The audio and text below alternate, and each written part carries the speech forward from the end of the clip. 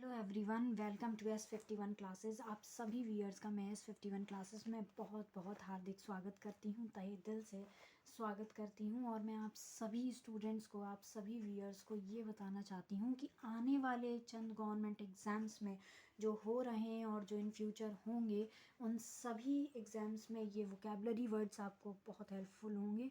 कुछ vocabulary words previous year paper से भी लिए गए हैं, जैसे कि SSC, CGL, CHSL, bank PO, bank clerk वगैरह से। और मैं आप सभी व्यूअर्स से ये भी रिक्वेस्ट करना चाहती हूँ कि आप सभी इस चैनल को देखें, और अगर आपको अच्छा लगता है और इम्पॉर्टेंट लगता है तो उसको please like, share and subscribe करें। थैंक यू सो मच आप सभी का S51 क्लासेस में आने के लिए और S51 क्लासेस की वीडियो देखने के लिए।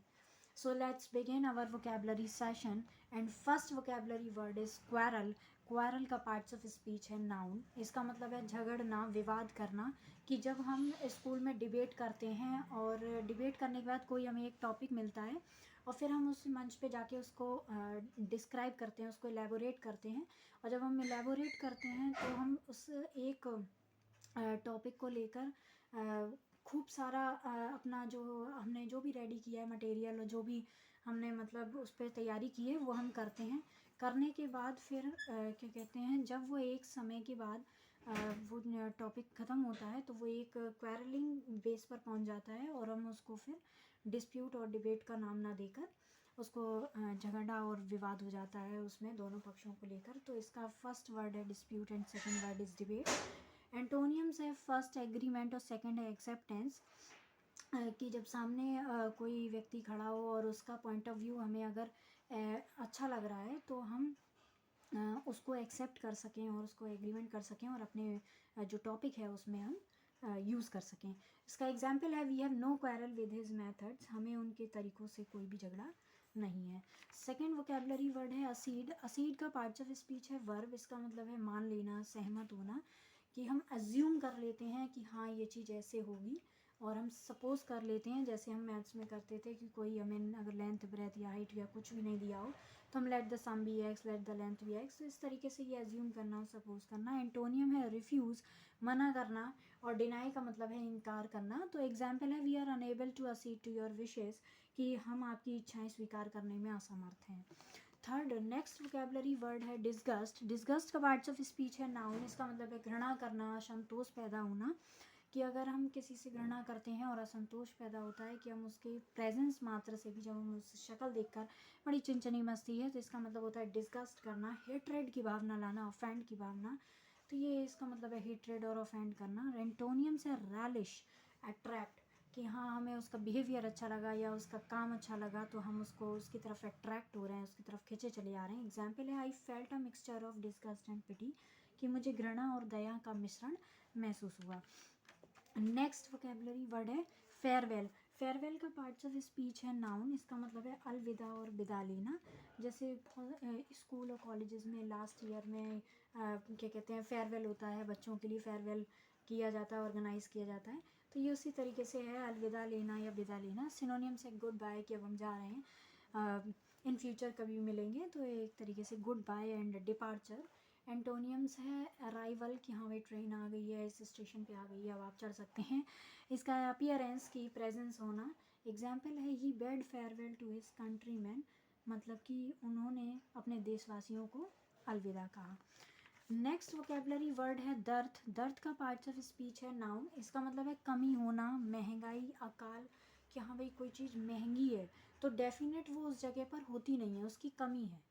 अगर अकाल है वो ज़्यादा मतलब क्या कहते हैं, एक तरीके से वहाँ होती नहीं। जैसे यहाँ पर गेहूँ होता है तो भाई फॉरेन कंट्री में गेहूँ वगैरह नहीं हो रहा है तो वहाँ वो चीज़ महंगी होगी, यहाँ वो चीज़ ठीक रीजनेबल प्राइस में आपको मिल जाएगी। तो सिनोनियम है शॉर्टेज, लैक।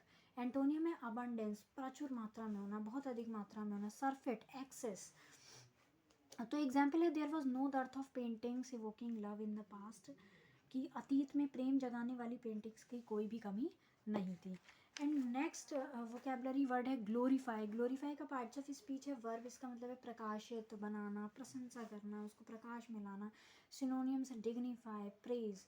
कि उसकी मतलब हम प्रशंसा कर रहे हैं बहुत तरीके से। एंटोनियम है डिसऑनर, डिसग्रेस, कि हम अपमानित कर रहे हैं, बात बात पे उसे छेड़ रहे हैं, तो ये डिसऑनर और डिसग्रेस है।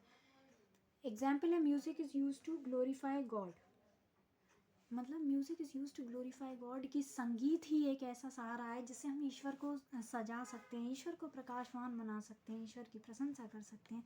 बहुत से गाने नहीं आते हैं और बहुत से संगीत ऐसे हैं जो जिसमें ईश्वर की प्रशंसा है, ईश्वर की लीलाओं का वर्णन है। नेक्स्ट वोकेबलरी वर्ड है ऑब्सक्योर। ऑब्सक्योर का पार्ट्स ऑफ स्पीच है एडजेक्टिव, और इसका मतलब है अस्पष्ट, अव्यक्त, कि कोई चीज़ क्लियर नहीं है, बड़ी डाउटफुल है, कि आपने कोई स्टेटमेंट बोला और बिना फैक्ट के, बिना उसके आपने बोल दिया, वो अनक्लियर है, डाउटफुल है।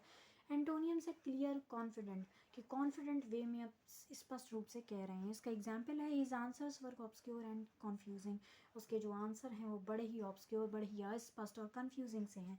नेक्स्ट वोकेबलरी वर्ड है अपीज। अपीज का पार्ट ऑफ स्पीच है वर्ब, इसका मतलब है शांत करना, संतुष्ट करना। सिनोनियम है सेटिस्फाई, रिकनसाइल, कि आप बहुत संतुष्ट हैं उस बात से, बहुत आप क्या कहते हैं, मतलब कि एक तरीके से आप संतुष्ट हैं कि हाँ भाई अब ये ऐसा ही है, भरोसा कर रहे हैं। Satisfy, reconcile.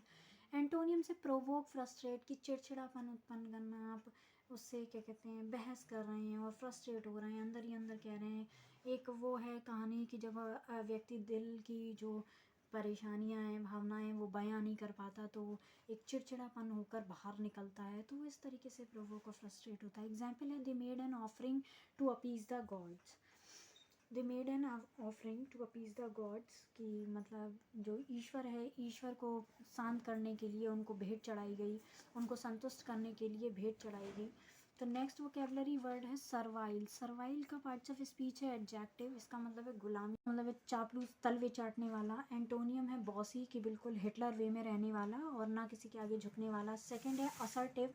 असर्टिव नेचर के बहुत लोग होते हैं जो मतलब जानते हैं कि हम अपने ही आप वो डिसीज़न ले सकते हैं, हमें किसी की ज़रूरत नहीं है। एग्जाम्पल है he bowed his head in a servile manner, उसका सर इस तरीके से झुका जैसे कि बहुत मतलब बड़े कायदे से, सर्वाइल वे में, नौकरशाही वे में और गुलामी तरीके से।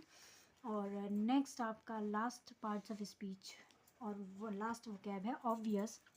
इसका पार्ट्स ऑफ स्पीच है एडजेक्टिव, इसका मतलब है जाहिर करना, स्पष्ट रूप से प्रकट कर देना, कि जो भी है वो क्लियर कट वे में कहना। सिनोनियम है इसका क्लियर, और सेकंड है क्रिस्टल क्लियर, कि क्रिस्टल क्लियर मतलब कि शीशे की तरह साफ, पानी की बोतल की तरह साफ और स्पष्ट रूप में कह देना कि बिल्कुल आर पार, बिल्कुल ये बात सही है। एंटोनियम है ऑब्सक्योर, की अस्पष्ट रूप में कहना और वो कुछ बिना फैक्ट के कहना, और क्या कहते हैं उसमें कोई फैक्ट नहीं है, कोई वो नहीं है, अनक्लियर वे में कह देना। इम्परसेप्टिबल, इसका मतलब है कि कोई भी मतलब वो चीज़ डाउटफुल में है, संदेह में है, तो वो एग्जाम्पल है I don't want to state the obvious. I don't want to state the obvious, मैं स्पष्ट बात नहीं कहना चाहता। तो इसी के साथ आज का ये सेशन ख़त्म होता है, और प्लीज़ आप सब लोग रिवाइज़ करते रहें, और कुछ अगर मतलब मेरे को देख लूँगी समय टाइम के हिसाब से, मैं जो प्रीवियस ईयर्स के मैंने जो प्रीवियस उसमें लेक्चर्स में आपको जो वोकेबुलरी वर्ड्स कराए हैं, उसका थोड़ा बहुत रिवीजन के लिए मैं थोड़ा सा सोच रही हूँ इस पर, और आगे काम भी करूँगी। थैंक यू सो मच आप सभी व्यूअर्स का, आप सभी स्टूडेंट्स का, और आपको अच्छी लगे ये सेशन तो please like share and subscribe. Thank you.